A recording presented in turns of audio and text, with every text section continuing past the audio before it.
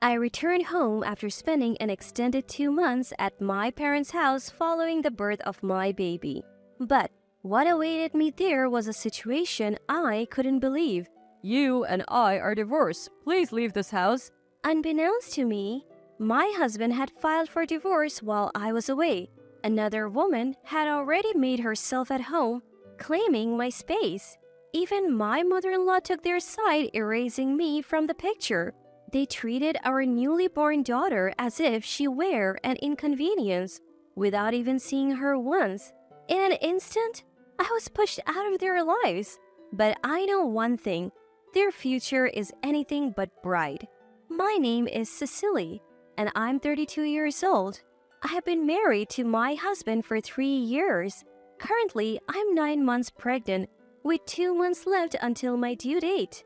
Meanwhile, my husband Gail is having an ongoing affair. How did I find out about his infidelity? It happened due to a series of coincidences. One day, a little after my pregnancy was confirmed, my usually busy husband forgot his mobile phone at home. I was debating whether to call him at work when a notification popped up on the lock screen. Looking forward to our date today, seeing the incoming message, I let out an involuntary shout. "What is this?" The message left no room for doubt. He was cheating. I knew my husband's passcode. It's the debut date of his favorite artist. That piece of information was my saving grace.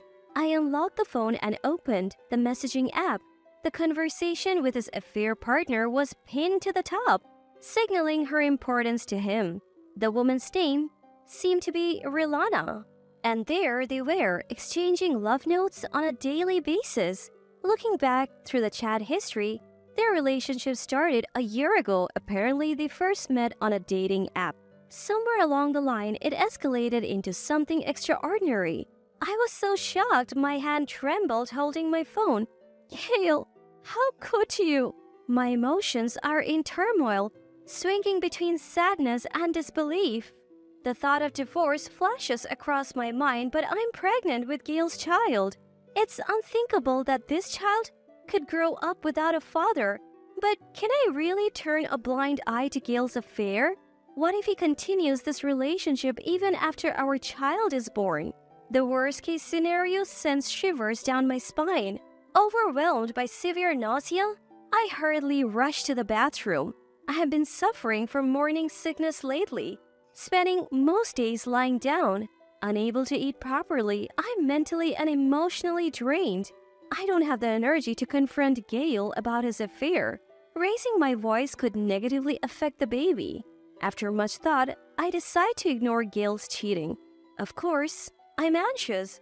But more than that, I want to prioritize our unborn child. Once the baby's here, I'm sure Gail will change. I desperately tell myself to calm down. Months have passed, and I'm nearing my due date. But nothing has changed about Gail continuing his relationship with the other woman.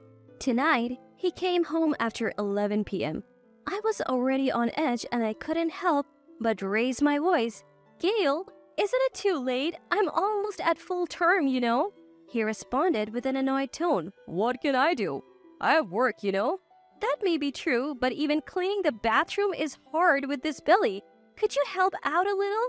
Oh, come on, stop nagging. You get to relax at home all day, right? I'm the one working here. What's that supposed to mean? It's the truth. You know what? Maybe you should go back to your parents' house early. It would be less stressful for both of us. Are you serious? Gail, wait a minute. He walked away right in the middle of our conversation, heading straight for the bathroom. Lately, our talks have been nothing but half-hearted or limited to essential things like errands. When was the last time we had a real full conversation? I can't even remember. That's how rare our meaningful dialogues had become. Maybe he really can't stand me anymore. Ever since that day, he's been coming home even later. So there I was doing all the house chores, grocery shopping, and even getting ready for childbirth all by myself. I also kept collecting evidence of his affair. If his attitude doesn't change after the baby is born, divorce might be the only option left. I hired a private investigator to gather evidence, and even look into his mistress Rilana. According to their report, Rilana had multiple affairs besides my husband. On top of that, she was pregnant. Is the child his or someone else's? Either way, this would serve as important evidence. So I kept collecting proof, preparing for the worst case scenario. Then, one day, as my due date approached, I decided to go back to my parents' house to give birth. I was in the middle of packing when my mom called. "Hello, Cecily? How are you feeling?" "Oh, Mom, the baby's kicking like crazy today. It seems like they can't wait to come out." "That's great to hear. So will Gail be coming with you? What should we prepare for dinner?" Well, what's wrong?" "I don't think Gail is coming." "What? You're not planning to travel by train alone, are you, with luggage?" My mom's concern was valid. It's a 3-hour train ride from where we live to my parents' house. Ideally, my husband would drive me, but he recently told me to go alone. My mother, raising her voice, interrogated me further. "Cecily, did something happen with Gail? It's unthinkable for a pregnant woman in her last trimester to take a train alone." "Gail must be busy. I'll be fine on my own." "But what if something happens? You can't just get off a moving train." "I'll manage. My checkups have been fine, and I've been doing the grocery shopping by myself." "Wait, you've been going shopping alone?" Yeah." Continuing the conversation would only make me more suspicious. Digging myself into a deeper hole, I decided to swiftly wrap up the conversation and hung up the phone. "Sorry, Mom, I'll call you back." Wait, Cecily! "Looking forward to coming home. Bye." Though I felt guilty, I didn't answer my mom's return calls. That evening, my husband returned from work in a surprisingly foul mood. He stomped in, tossing his bag on the floor. As soon as he saw me, he started yelling. "Hey, what's the deal? What did you tell your mom?" What do you mean?" "Got a call from your mom today. Cecily seems to be struggling. You should support her more. Now, it looks like I'm not doing anything." "Oh, well, turns out my mother felt sorry for me and had called Gail. My decision not to take her call backfired. Gail's face turned red with anger, his teeth clenched tightly. As I was about to apologize, he cut me off. "Enough. My mom is coming over starting tomorrow." "Your mom? Why?" "To make sure you don't mess things up. I don't need her thinking weird stuff about me. She'll take care of the house. Got it?" "But having her move in so suddenly, we would be walking on eggshells." "What? Whose fault do you think this is? Just do what you're told and realize it's your fault, you idiot." He angrily clicked his tongue. Every time I tried to explain, he shouted, "Shut up. This is your fault." In the end, we never had a proper discussion. The next day, his mother arrived. She had clearly been poisoned against me by my husband, and she continued to berate me. "I never thought Cecily would be so selfish. You should be grateful just to be married to Gail."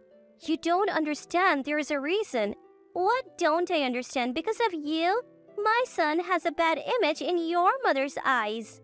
Marrying a stupid wife like you was the mistake of a lifetime. I feel sorry for Gail." After that day, life at home became even more strained. Conversations with my husband dwindled to nearly nothing, and I was left alone with my mother-in-law during the day. She didn't help with household chores and only criticized my actions. Unable to tolerate this, I decided to temporarily move back to my parents' home earlier than planned to give birth. When I mentioned going home, my husband casually said, "Do whatever you want." My mother-in-law added fuel to the fire by saying, "Don't come back if it's not a boy." Yes, I had purposely not found out the baby's gender. I wanted it to be a surprise. Yet, to hear such a thing, all I hoped for was a healthy baby. Once back at my parents' home, I spent the remaining time of my pregnancy in peace. A month later, my daughter arrived, a little ahead of schedule. Weighing over 105 ounces, I named her Clara. She was so adorable, I thought, even if she's a girl, my mother-in-law would surely love her. Once my husband saw his own child, I was sure he would stop his foolish affair. But neither he nor my mother-in-law came to visit Clara, not during my hospital stay or even after we were discharged. I tried calling, and instead of my husband, my mother-in-law yelled at me, can't even have a son. My parents were livid. Though they tried contacting my husband Gail multiple times, he never responded. My parents told me, "You don't have to go back to such a terrible husband." my husband, who wouldn't even come to see his daughter, and the struggles of new motherhood were taking a toll on me. I was approaching my physical and mental limits. I was supposed to go back after the 1-month checkup, but fear kept me at my parents' home, caring for Clara. What should I do next? Even if I go back home, Gail won't visit Clara. If I return, he probably won't help with raising her either. That's when I began seriously considering divorce. Planning to make a final decision, I decided to return home once. A few days later, I left Clara with my parents and went back to my husband's home after 2 months. But what I found there was beyond belief. Wait, why is she here? My favorite sofa was occupied by Rilana, my husband's mistress, and in her arms, a newborn baby.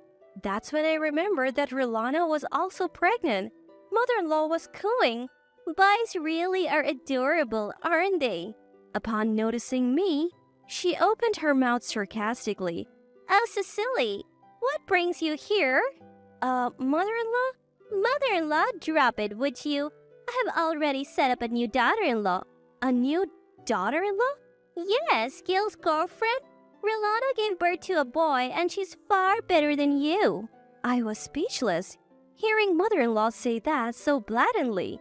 My husband looked at me and laughed as if mocking me. "We are already divorced. I'm living with her now, so you better leave." Divorced? What are you talking about? I haven't signed any divorce papers. "I did it for you. Be grateful. After all, you're the one to blame for not giving birth to a boy." Rage boiled up in me like dancing flames. Any love I had for my husband was gone. I held back my urge to yell and told him, "Fine, I'll accept the divorce, but is that child really yours?" What? What are you talking about? Do you guys even know your affair partner there, Rilana? Was it? She's been involved with many other men. What? How do you know that? Because I knew all about Gail's cheating. I ignored it, thinking he would change after Clara was born. Clearly, I was foolish. My husband looked shocked. He probably never thinking his affair was out in the open.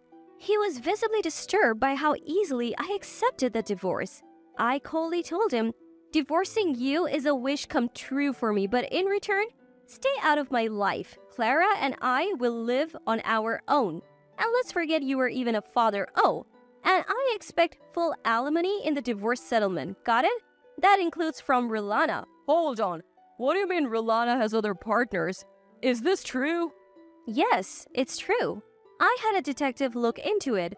Why not get a DNA test if you're so doubtful? You might find some interesting results, including who the real father is. Is this true, Rilana?